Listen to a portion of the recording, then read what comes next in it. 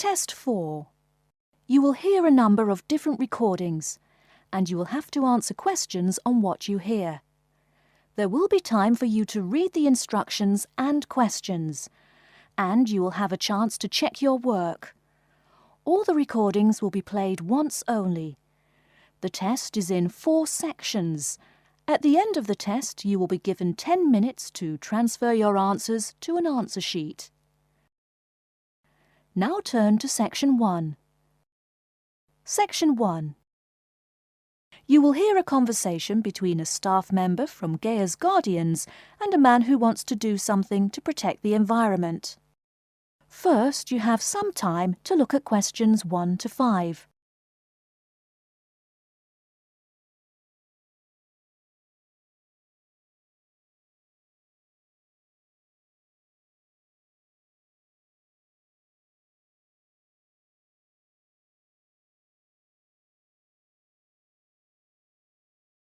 You will see that there is an example which has been done for you.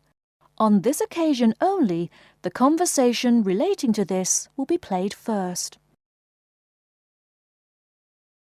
Hello, how may I help you? Well, I've been seeing these yellow boxes in front of a lot of houses in my neighborhood. Just wondered what they were for. I noticed your phone number on all of them, so I called. Could you tell me about your business? We do recycling, but we're not a business. Gaia's Guardians is a non-profit group. We encourage recycling as a way of protecting the environment. The woman says that they encourage recycling as a way of protecting the environment. So, recycling has been written in the space. Now we shall begin. You should answer the questions as you listen, because you will not hear the recording a second time. Listen carefully and answer questions 1 to 5.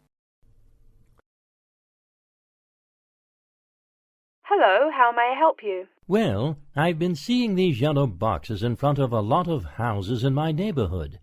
Just wondered what they were for. I noticed your phone number on all of them, so I called. Could you tell me about your business? We do recycling, but we're not a business. Gaia's Guardians is a non-profit group. We encourage recycling as a way of protecting the environment. I don't know. I mean, it is a good idea, but I really don't read the newspaper every day or anything. And we don't come collect newspapers every day. In fact, we only do pickups every other week. Oh, well, then maybe I could help. I mean, in my neighborhood there's too much rubbish lying around everywhere. I'd like to help out, I guess. That's great, sir. You're doing the right thing. Okay, I need to get your contact information. What's your name, please? Peter Wisrow. Peter, how do you spell your last name? W-I-S-R-O-W? No, actually, it's W-I-S-R-O-U-G-H. Oh, I'm sorry. I'm a terrible speller. You're a good speller. It's just that my family are terrible pronouncers. You're quite a card, Peter. Okay, now what's your address? Number 168 Bridge Road. That's here in London. How about if I have any questions? I'm sending you a copy of our booklet too. The booklet has our phone number and our email address, helpline@blackcat.com. That's HELPLINE at BLACKCAT.com. But I nearly forgot to ask, what's your postcode? BS97PU. PS97BU? No, that's B as in boy, S97P as in Peter, U. Before you hear the rest of the conversation, you have some time to look at questions 6 to 10.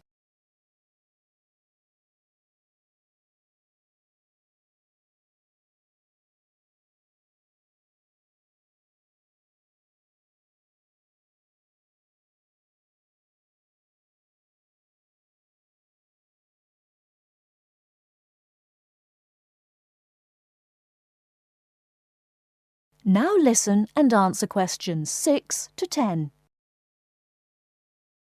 So I'm guessing those yellow boxes I saw are for recycled newspapers.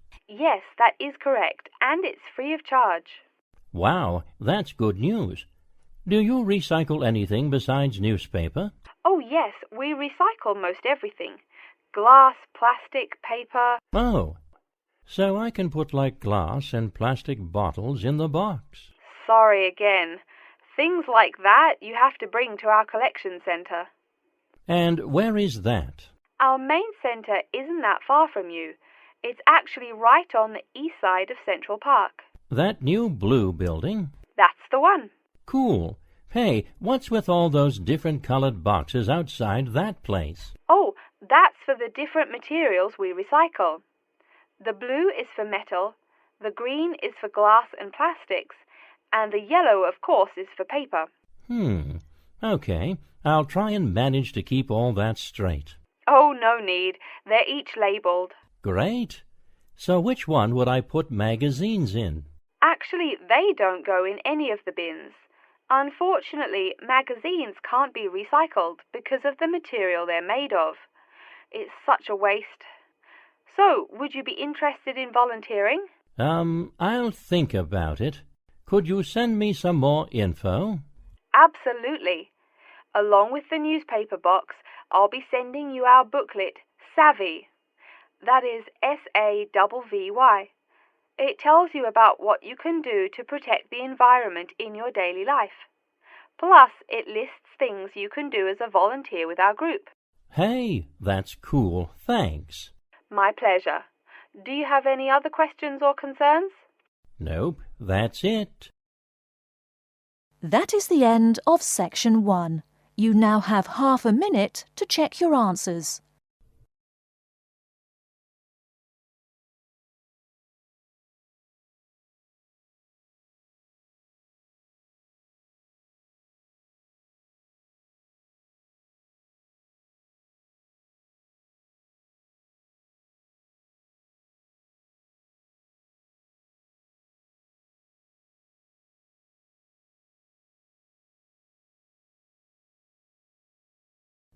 Now turn to Section 2. Section 2. You'll hear an introduction about how to make a resume and apply for a job. First, you have some time to look at questions 11 to 17.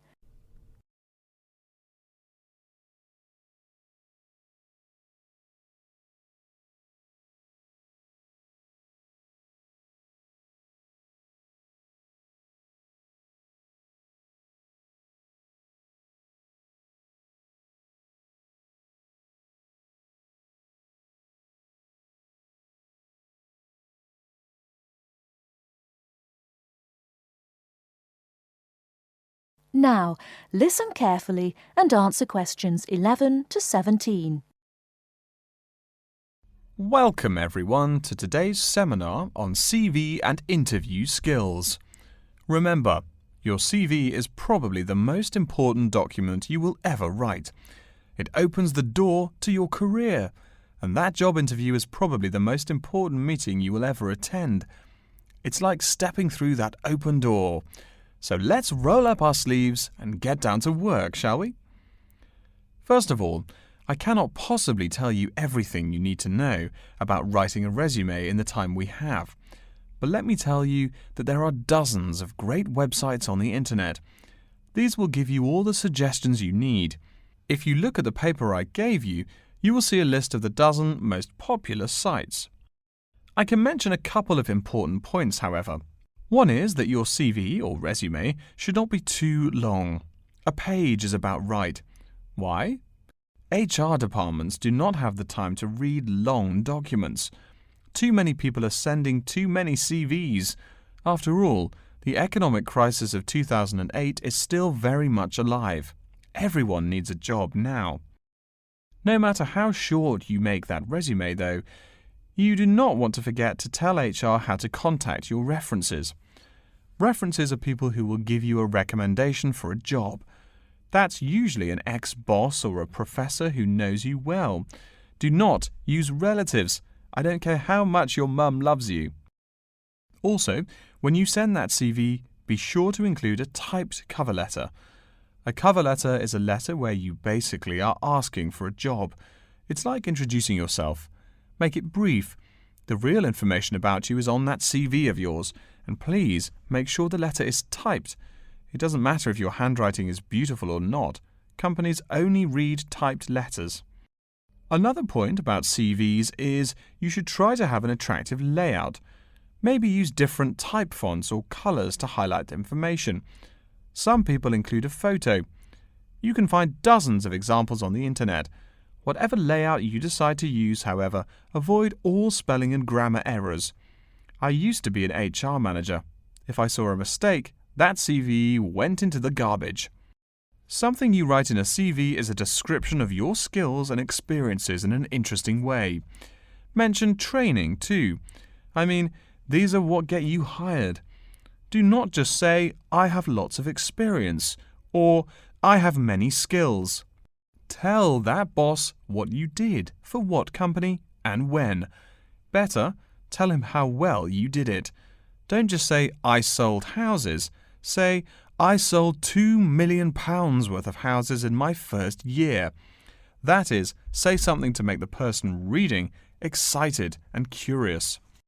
Finally, speaking of CVs, it's sad, but some people actually forget to provide a contact number. That's pretty silly. You wrote a great CV, you have HR dying to meet you, and they don't know how. You forgot your phone number. Oh sure, if you apply online, they have your email address, but you just showed them you're forgetful. Why are they going to want to talk to you after that? Before you hear the rest of the talk, you have some time to look at questions 18 to 20.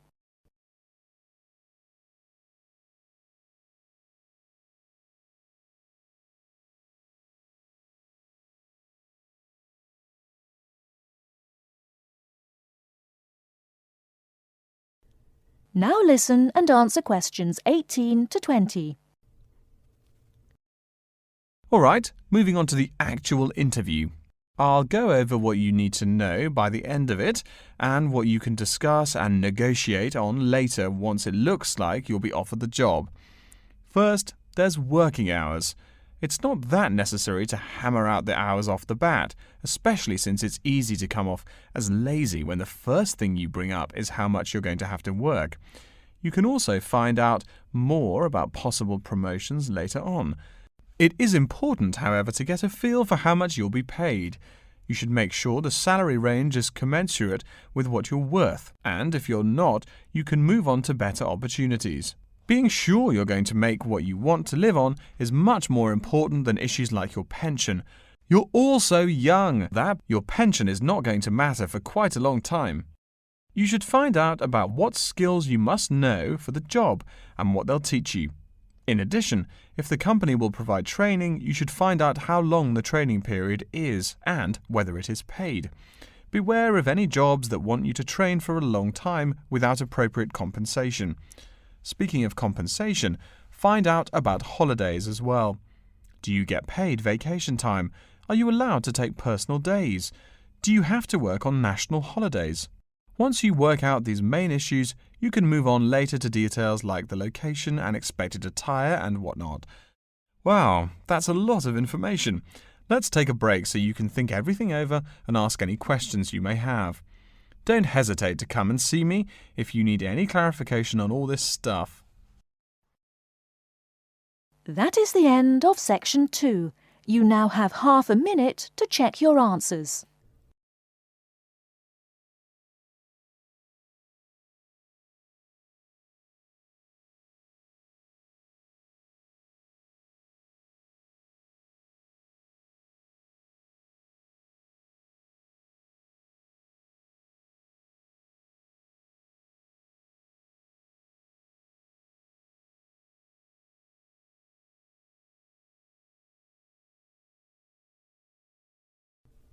Now turn to section 3.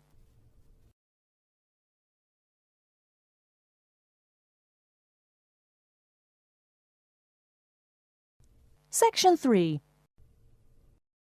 You will hear a man called Frank talking to Dr. Lindsay about what he should study if and when he returns for further classes.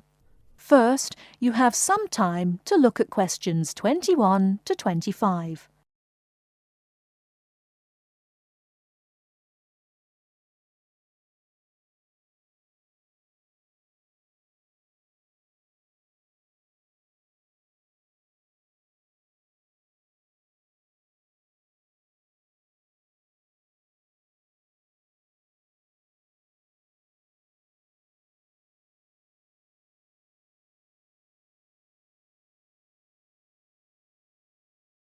Now, listen carefully and answer questions 21 to 25. Hello, are you Dr. Lindsay, the returning student's advisor? Yes, that's right. Are you Frank? Your appointment wasn't until 2, but that's okay. Please come in and have a seat. Thanks. I like to arrive early whenever I have anything to do. That's certainly a praiseworthy habit. Let me see. It looks like you've taken a long break from school, and I understand you wanted to have a chat about what you should study if and when you return for further classes. It's such a big challenge. I don't know if I'm crazy for doing this or not. Believe it or not, I know exactly what you mean. Before I began working here at the university, I taught primary school for nearly 10 years. It takes a lot of courage to go back to school. I feel more shy and scared than the primary students I teach. In the schools I taught, I found today's youngsters are very sure of themselves. In terms of intelligence, I have a lot to teach them, and the maturity level of much of my class leaves something to be desired. But in terms of confidence, wow, a lot more confident than I am now, that's for sure. Stop fretting. A brave man is a coward who refuses to run. Let's talk about your strong points. You seem an intelligent man. What is it you would like to study? You see, I've been teaching children for a few years, but I think I'm happier teaching adults. I think teaching students in middle school is much more satisfying because they end up being much more grateful for your work. If I may ask, what got you interested in teaching adults? A lot of things, I guess. I met my future wife back in my first year of college. She always complains that I was more interesting then. She says that now I talk like I'm 7 years old. That's probably from being with children all day. Again, I know just what you mean.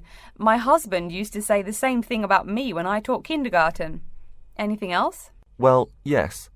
Fairly often now I run into former students and we talk. Some of them are getting close to being grown up. I guess I think more and more about how people develop over time.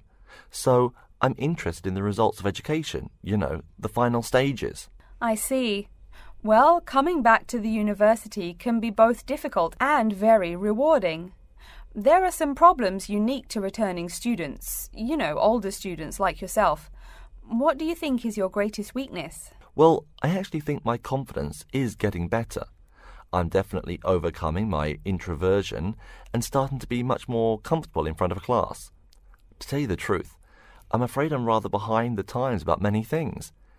It's more difficult for me to chase after the popular things youngsters are fond of, such as iPhone, Twitter, if you name it. I think I understand.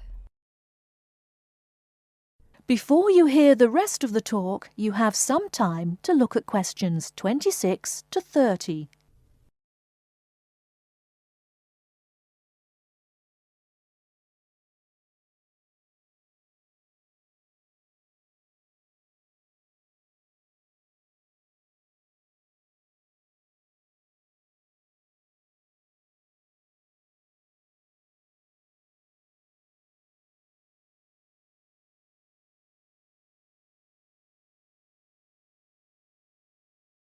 Now listen and answer questions 26 to 30. How old are you, 35? People at your age still go back to school for further education. I was a bit the same way. I mean, I didn't study at university till after I had a family, a husband and one child. My point of view was a lot different from your average 18-year-old girls, I can tell you. Gee, that sounds pretty rough. A family and college? Clearly you weren't unsuccessful, though. It was, Frank, it truly was. My first term at school was extremely stressful. But, excuse me, you're not here to listen to my life story. We're talking about your plans. Is there anything unique I should know about you or your past experience or plans? I'm afraid not. There is nothing interesting about my career or plans. It's really not too impressive. Now, I forbid you to talk like that. This is your one life, and if you're not interested, why bother living it? Don't be so humble, Frank. Okay. My wife says I'm a wimp. Let's talk about your dreams a bit. You want to teach adults, you said. What would you like to teach them? Well, when I first came to college, I really liked languages and literature. A lot of people have told me that for practical reasons, it would be more rewarding to choose business management as my major. But I made up my mind to study liberal arts once I got the idea of going back to school. I must say it's refreshing to meet someone who knows there's more to an education than computers and finance. Let's have a look at the university course catalogue. Excuse me, Dr. Lindsay, before we do that, could I maybe ask you some questions about changes in university life? I think I need to discuss that so I know what to expect. Of course, I'm here to help you. The biggest thing to get used to is the change in technology. Professors present things on huge screens, many of which are interactive computerized whiteboards. You can write on them still and use them like a touchscreen. They're really handy. No more sloppy scribbled notes on the projector. Let's see, I doubt you'll be living in student housing, so I won't go into all the improvements there. Another major change that you'll enjoy is the plethora of resources available for students. As a student, you have 24-hour access to the gym and library privileges that include the use of school computers to scan, copy and print. And of course the media library, which contains movies from all genres and most of the movies listed on AFI's top 100 movies of all time. The dining facilities are also not what they used to be. They offer choices for all diets and you can expect a hot meal any time of day. Wow, things really have changed. I'll be sure to utilise all those great facilities in my time here. Thanks for all your help, Dr. Lindsay. I think that's all the questions I have for now. That is the end of Section 3. You now have half a minute to check your answers.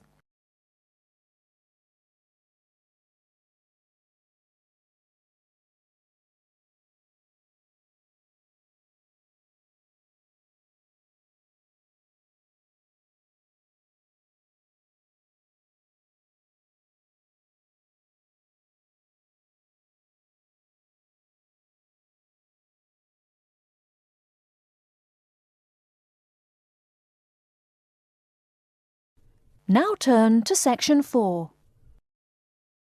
Section 4. You will hear an introduction about the curriculum and facilities of Wassamata University. First, you have some time to look at questions 31 to 40.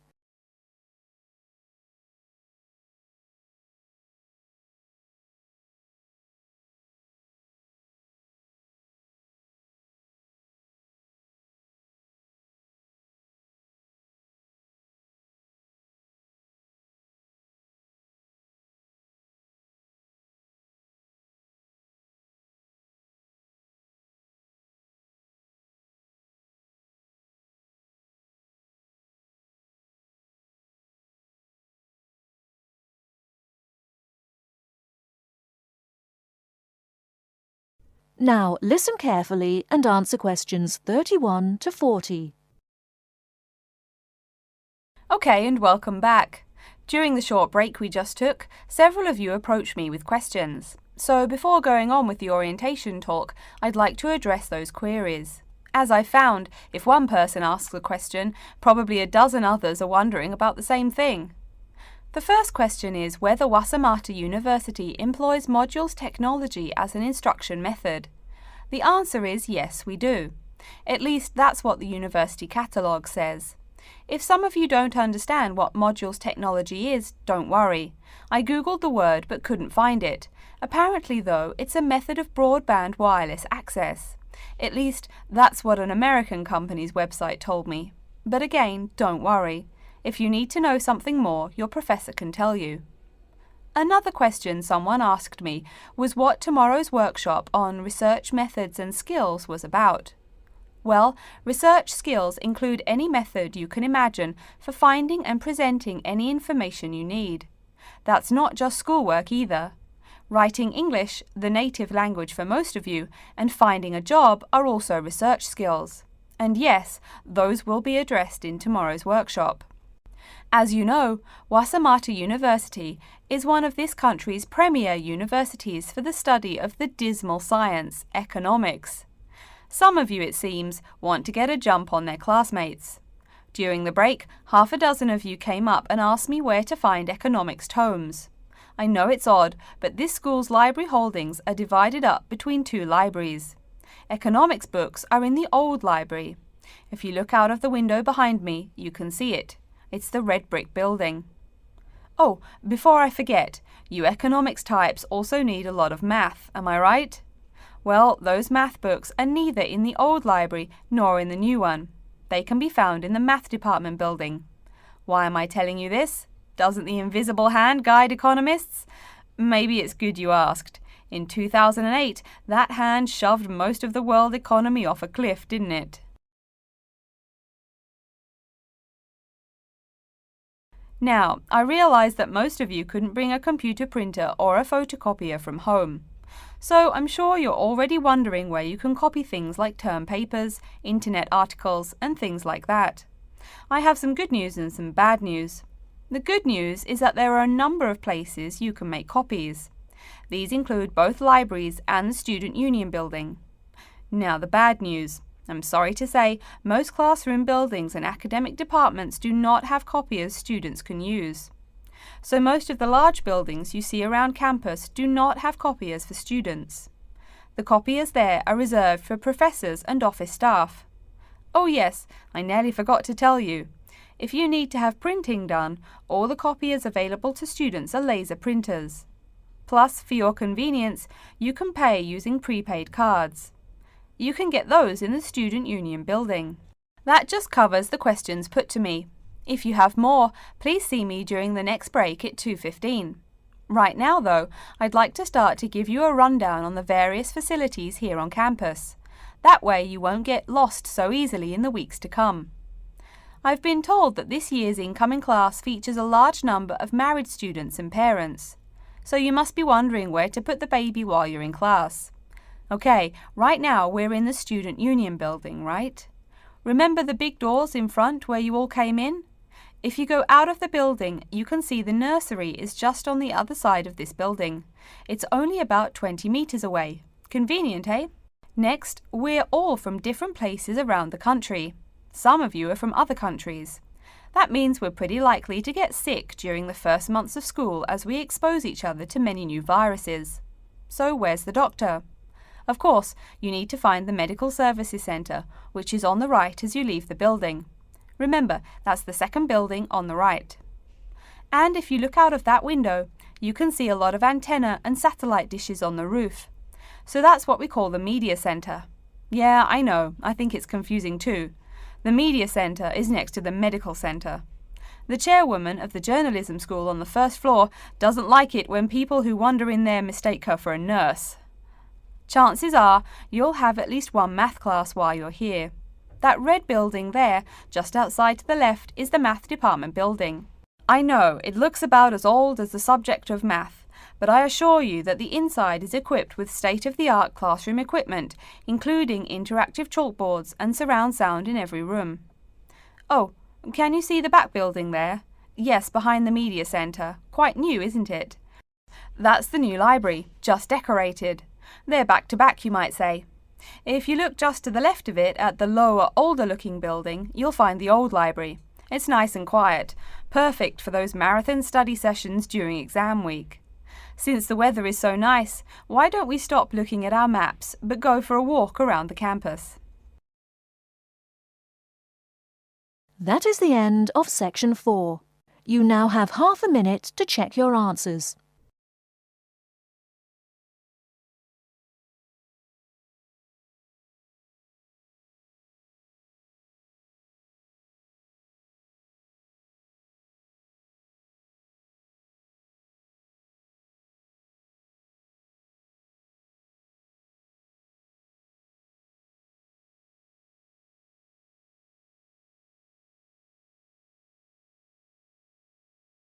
That is the end of the listening test. In the IELTS test, you will now have 10 minutes to transfer your answers to an answer sheet.